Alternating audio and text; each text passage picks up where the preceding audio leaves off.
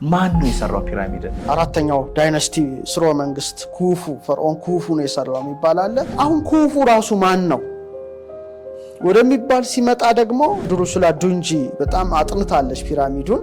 የጥንት የኢትዮጵያውያንን ስልጣኔ ያጠናች ናት እና ምን ትላለች? ኩፉ ኢትዮጵያዊ ጭምር አድርጋ ነው ጥናቱ ላይ ደግሞ ያቀረበችው። እንደው ምን ብላለች? ቃል በቃል መጽሐፏ ላይ ማንበብ ይቻላል። አራተኛው ስርወ መንግስት ከ3700 ከክርስቶስ ልደት በፊት የነበረ ሲሆን በከርሰ ምድር ቁፋሮ የፈርዖን ኩፉ አስከሬን ማግኘት ተችሏል ካለች በኋላ ገጽታውን ፍጹም ኢትዮጵያዊ ነበር ነው የምትለውና ኩፉ በጣም በዚህ የተካነ በመሆኑ በሱ ስርወ መንግስት ጊዜ በሱ አዛዥነት የተሰራ ነው የሚል ነው። ሌላው ፔትሪ ተመራማሪው ፔትሪ ሲጽፍ ስለ ኩፉ ሲናገር ምን ይላል? ገጽታው ግብፃዊም አይመስልም፣ ግሪካዊም አይመስልም፣ ሮማዊም አይመስልም ይላል። ሜርስ ደግሞ ስለዚህ ጉዳይ የጻፈውን ስናነብ ምን ይላል? የበርካቶቹ ቀዳሚ ፈርዖኖች ምስል ስንፈትሽ ፍጹም ኢትዮጵያውያን ሆነው እናገኛቸዋለን ይላል። የነዚህ የጥንት ነገስታት መልካም ሳያ ዛሬ ኢትዮጵያ በምትባል ሀገር እንደ ልብ ይገኛል ብሎ ነው የጻፈው። የስነ ከዋክብትን ሳይንስ የጀመሩና ለፕላኔቶች ስያሜ የሰጡ ኢትዮጵያውያን ሲሆኑ ያን ጥበብ ወደ ግብጽ ነው ያሻገሩት ነው በመሆናቸው ይህን ዕውቀት ለግብፃውያን ሲያሰለጥኑ የኖሩ ናቸው የሚል እነዚህ አሁን የተጠቀስኳቸው የታሪክ ጸሐፍት ጽፈዋልና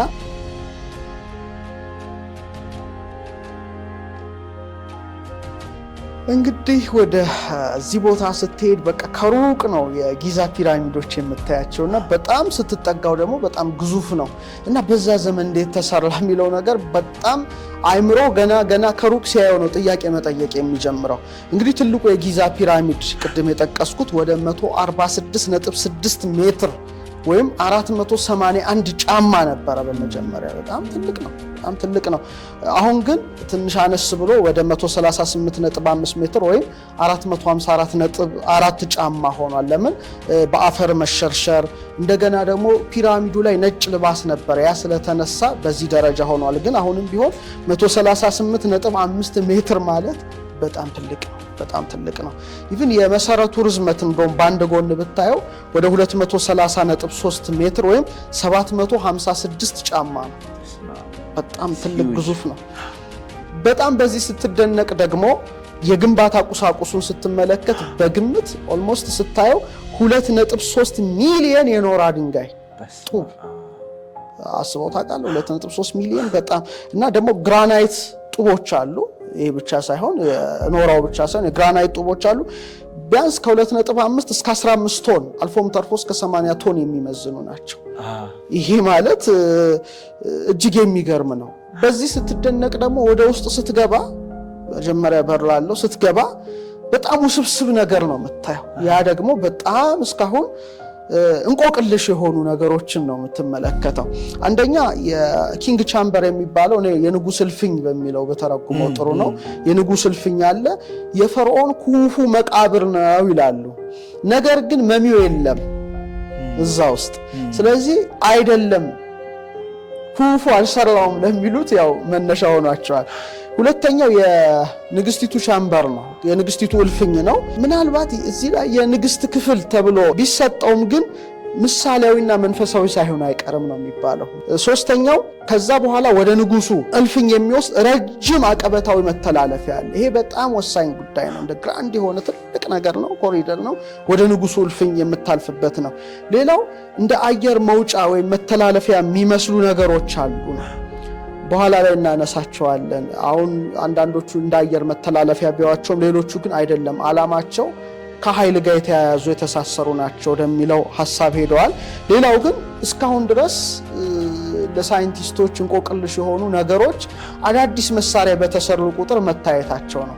አሁን የራዳር ቴክኖሎጂውም ሲሰፋ ከፒራሚዱ በታች ደግሞ ብዙ ነገሮች ታይተዋል። በኋላ ላይ በስፋት የምናየው ነው። ምስጢራዊ ባዶ ቦታዎች ታይተዋል።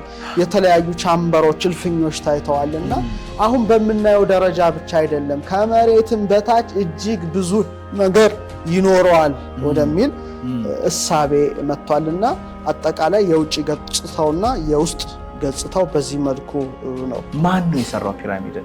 ምናልባት በዝርዝር አንተ ታነሳዋለህ፣ እኔ ግን ያሉትን ሐሳብ ላስቀምጥ። አንደኛው የኩፉ ሰራው የሚል አለ። አራተኛው ዳይናስቲ ስርወ መንግስት ኩፉ ፈርዖን ኩፉ ነው የሰራው የሚባል አለ። ሁለተኛው ደግሞ ኤሊያኖች ከዚህ ዓለም ውጪ የሆኑ ፍጡራን መጥተው ሰሩት የሚሉ አሉ። ሶስተኛው ሄኖክ ራሱ ሰራው የሚል ሐሳብ አለ። ትንሽ ለየት ያለ ነው እናነሳዋለን። አራተኛው ደግሞ በእነ አትላንቲስ ዘመን ማለት ከጥፋቷ በፊት ከግብጽም በፊት ፒራሚዱ ግብጽ ሳትኖር ነው የኖረው ነው። በጣም የአትላንቲስ ሲቪላይዜሽን ከባድ ነው። በዛን ዘመን የነበሩ ሰሩት ይባላል። የመጀመሪያዎቹ የሚያነሱት በተለይ ይሄ አርኪኦሎጂስቶቹ አሁን ባለው ሳይንስ ላይ ለምሳሌ ሙቪዎችን ተመልከት። በግብጽ ፒራሚድ አካባቢ የተሰሩ ፊልሞች ስትመለከት የጥንት ዕውቀት ያላቸው ሰዎችና ሳይንቲስቶች ሲጋጩ ነው የምታየው። እነዛ የጥንት ነገር ያነሳሉ ነው ይላሉ፣ ሳይንቲስቶች ደግሞ በፈርዖን የተሰራው ሌላ ዓላማ የለውም ይላሉ በኋላ ላይ የሚሉ ሙቪዎች ነው የምታየው። ይሄ እንግዲህ ያለውን ጉዳይ የሚያሳይ ነው ሙቪዎቹ ራሱ ሃሊውድ ላይ የሚሰሩት። እና መጀመሪያ የተሰራው በፈርዖን ኩፉ ዘመነ መንግስት ነው የሚለው የመጀመሪያው በተለይ በሜንስትሪሙ ሳይንስ ውስጥ ያሉ አርኪኦሎጂስቶቹ የሚያነሱት የቁፋሮ ባለሙያዎች የሚያነሱት ነው። አሁን ሄሮዶቱስ ስለዚህ ነገር ይጽፋል። በተለይ ሄሮዶቱስ የኩልስ ፒራሚዶቹ ከጥፋት ውሃ በኋላ በአራተኛው ስርወ መንግስት ማለትም 3700 ከክርስቶስ ልደት በፊት በፈርዖን ኩፉ የታነጹ ናቸውና በዛ ዘመን እንግዲህ የፒራሚድ ግንባታ በቃ የጎልደን ኤጅ ነው የሚለው ወርቃማው ዘመን ጎልደን ኢራ ነው። እና ኩፉ በጣም በዚህ የተካነ በመሆኑ በሱ ስርወ መንግስት ጊዜ በሱ አዛዥነት የተሰራ ነው የሚል ነው። በተለይ ደግሞ ቅድም ያልኩ የሰራተኛ መንደር የሚለው ላይ ደግሞ ተጠቅሶ እንደ ሄት ኤልጉራብ ደግሞ በጣም በብዙ ሺዎች የሚቆጠሩ የሰለጠኑ ባለሙያዎች ነው ፒራሚዱን የሰሩት ነው የሚለው። እና ንጉስ ኩፉ የሰለጠኑ ሰዎች አምጥቶ ነው ያሰራው ነው የመጀመሪያው መላምት እንጂ ስሌቭስ ባሪያዎች ሰሩት የሚባለው ነገር ተቀባይነት የለውም በሳይንሱ። እና ሰራተኞቹ ደሞዝ ይከፈላቸው ነበር ነው የሚሉት፣ ምግብ ይቀርብላቸው ነበረ፣ ደግሞ በፈረቃ ነበር የሚሰሩት እና በጣም የተከበሩ ነበሩ። ሲያርፉም በክብር ነበር የሚቀበሩት እንጂ ባሮች ሆነው በግድ የሰሩት አይደለም ወደሚለው ነው የአርኪኦሎጂስቶቹ ውጤት የሚያሳየው። ሌላው እንደ ሄሮዶቱስ ወደ 100,000 ሰራተኞች እንደተሳተፉ ቢናገርም ይሄኛውን የሚደግፉ ግን ከ20,000 እስከ 30,000 ባለሙያዎች ነው የተሳተፉበት ወደሚለው ሐሳብ ነው የሄዱት። እና መሐንዲሶች ናቸው ብዙዎቹ፣ ቅርጽ ባለሙያዎች ናቸው፣ የድንጋይ ዕውቀት የነበራቸው ናቸው፣ አልፎ ተርፎ የላቀ ሂሳብ የማቴማቲክስ ዕውቀት የነበራቸው ናቸው፣ አስትሮኖመርስ ናቸው። እንግዲህ ሁሉም ተሳትፈዋል ነው የመጀመሪያው ሐሳብ ነው። ሎጂስቲኩም በጣም በበቂ መልኩ ይቀርብላቸው የነበሩ የሰለጠኑ ወደ 20,000 30,000 ሰዎችን ያነጹት በኩፉ ትዕዛዝ የሚል ነው። እና ምን ተጠቅመዋል ነው የሚባለው ሲያንጹ አንደኛ የኖራ ድንጋይ ጡቦች ናቸው ታያዋል እዛ። እና እያንዳንዳቸው ቢያንስ ከ2.5 እስከ 15 ቶን የሚጠጋ ነው። በአቅራቢያ ማለትም እዛው ጊዛ አካባቢ ያሉ የድንጋይ ማውጫዎች አሉ እና ከዛ ኖራውን ወደ ማጓጓዝ ፒራሚድ ወደሚገኝበት አድርገዋል ነው የመጀመሪያው መላምት ነው። ደግሞ እንደሚታወቀው ያው ኖራ ለስላሳ ነው አይደል? በጣም ለስላሳ ስለሆነ ለመፈልፈል ቅርጻ ቅርጹን ሰጥቶ ለማውጣት ደግሞ የመዳብ መሮዎችን የእንጨት መዶሻዎችን ተጠቅመዋል። አብዛኛው ጊዜ ፊልም ላይ ይታያል ይሄ ነገር። ሌላው የኖራ ድንጋይ ነው የተጠቀሙት። ይሄ ደግሞ ነጭ ፒራሚዱ ላይ አሁን ሙቪዎች ላይ አይታለ የጥንት ሙቪዎች ላይ ኢጂፕት ፒራሚድ ሲሰራ ከላይ ነጭ ልባስ ነበረው እና ያ ደግሞ የፀሐይ ብርሃንን እንደ መስታወት እንዲያንጸባርቅ ሆኖ የታነጸ ነበረ ከላይ እና በጣም የተወለወለ ነው። ብሩህ ነጭ ጠጠሮች ናቸውና ያ ፒራሚዱ ሙሉ በሙሉ ይሸፍነ የነበረ ነጭ ኖራ ድንጋይ ነውና በአባይ ወንዝ አካባቢ ቱራ ላይ ይፈለፈሉ የነበሩ ናቸው እነዚህ ድንጋዮች። በኋላ በመካከለኛው ዘመን ካይሮ ላይ በነበረው ግንባታ ከፒራሚዱ ላይ ተነስተው ሄደዋል የሚል ሐሳብ ነው።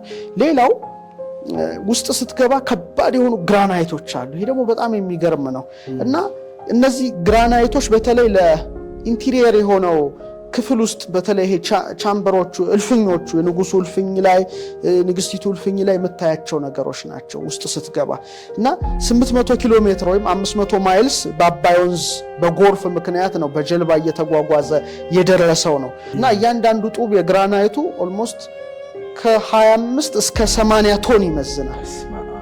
በጣም ስብስብ ነገር እኮ ነው። በጣም የሚገርም እኮ ነው።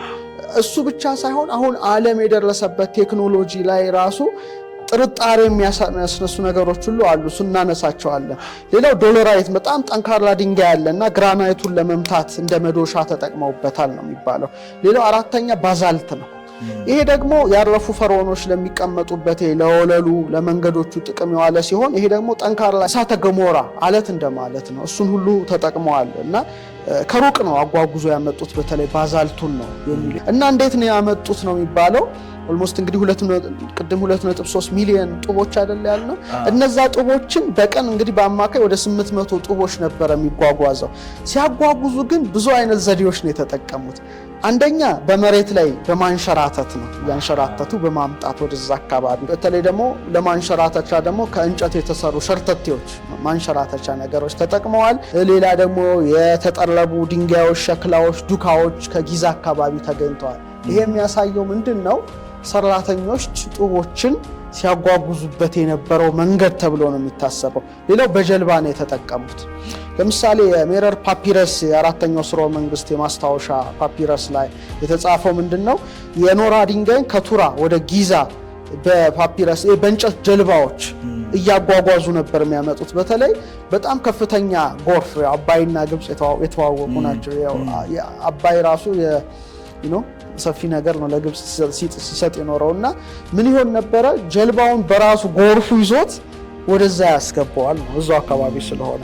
ስለዚህ በቀላሉ ጡቦቹን ያስቀምጣሉ፣ ጎርፉ ይዞት ወደዛ ያመጣ ነበረ። በዚህ ምክንያት እንግዲህ ያው ፒራሚዱ ተሰራ በኩፉ የሚለው ነው እና በአጠቃላይ ለግንባታ ከ20 እስከ 27 ዓመት ፈጅቷል። ምክንያቱም የኩፉ የግዛት ዘመን ያን ወደ ኦልሞስት ወደ 27 ዘመናት ነው የመራው። አሁን ኩፉ ራሱ ማን ነው ወደሚባል ሲመጣ ደግሞ በተለይ ድሩሱላ ዱንጂ በጣም አጥንታለች ፒራሚዱን። የጥንት የኢትዮጵያውያንን ስልጣኔም ያጠናች ናት። አንድ ወንደርፉል ኢትዮጵያንስ የሚል አንድ ጥሩ መጽሐፍ አላት እና ምን ትላለች? ኩፉ ኢትዮጵያዊ ጭምር አድርጋ ነው ጥናቱ ላይ ደግሞ ያቀረበችው። እንደውም ምን ብላለች? ቃል በቃል መጽሐፏ ላይ ማንበብ ይቻላል። አራተኛው ስርወ መንግስት ከ3700 ከክርስቶስ ልደት በፊት የነበረ ሲሆን በከርሰ ምድር ቁፋሮ የፈርዖን ኩፉ አስከሬን ማግኘት ተችሏል ካለች በኋላ ገጽታውን ፍጹም ኢትዮጵያዊ ነበር ነው የምትለው እሷ። እንግዲህ እንደዛ አድርጋ ነው ቃል በቃል ያሳፈረችው። መጽሐፏን ማንበብ ይቻላል።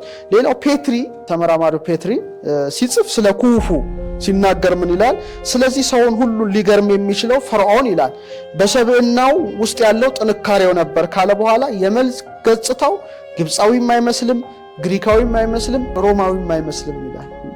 ያወጣዋል ማለት ነው። ሜርስ ደግሞ ስለዚህ ጉዳይ የጻፈውን ስናነብ ምን ይላል? የጥንት የጠዋት ሐውልቶች ነው የሚለው። በጣም ቀዳማውያን ሐውልቶች እና ፒራሚዶች የጥንታዊ ግብጽ ጥበባቸው ጫፍ ላይ መድረሱን የሚያሳይ ነው ካለ በኋላ የበርካቶቹ ቀዳሚ ፈርዖኖች ምስል ስንፈትሽ ፍጹም ኢትዮጵያውያን ሆነው እናገኛቸዋለን ይላል። የነዚህ የጥንት ነገስታት መልካም ሳያ ዛሬ ኢትዮጵያ በምትባል ሀገር እንደ ልብ ይገኛል ብሎ ነው የጻፈው።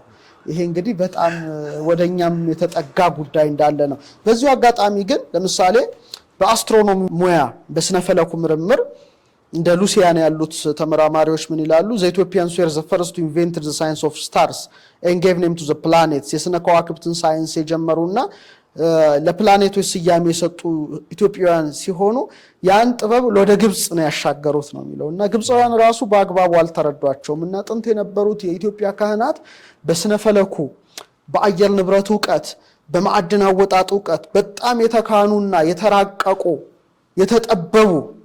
የጠበቡ ሳይሆን የተጠበቡ በመሆናቸው ይህን ዕውቀት ለግብፃውያን ሲያሰለጥኑ የኖሩ ናቸው የሚል እነዚህ አሁን የተጠቀስኳቸው የታሪክ ጸሐፍት ጽፈዋልና የመጀመሪያው ሐሳብ ፈርዖን ኩፉ ሰራው ነው። ሐውልቱ ላይ ያሉትን ነገሮች ስትመለከታቸው ይገርማል።